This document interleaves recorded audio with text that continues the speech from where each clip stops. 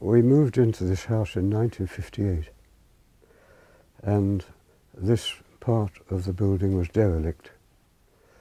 Where I'm sitting now were two loose boxes, and where you are now is the tack room, and it was full of horse medicines and all that sort of thing. And a next door neighbour used to keep a pony in one of the loose boxes at that time.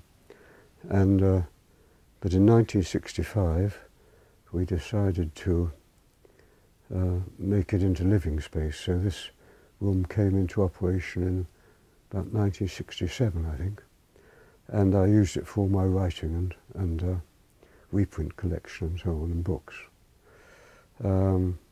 There's not much apparatus here.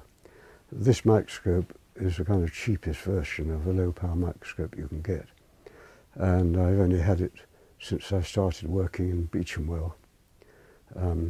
I've got several old microscopes going back to the 1930s which used to be used, but they're all packed away. Those are in boxes in the room somewhere.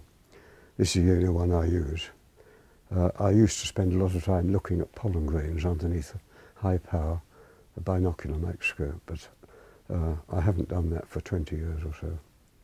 The drawing board I got very early on in the early 1960s, because I was engaged in drawing, a lot of drawing of sections at that time, and so that's lasted me very well. I don't think there's anything else here except this, the computer and so on. I used to be on the internet and on email, but I gave it up as a bad job because it interrupted my train of thought, and so I'm not on the internet now, which annoys everybody because they have to write to me or ring me up. But at least I'm not constantly being bothered by things.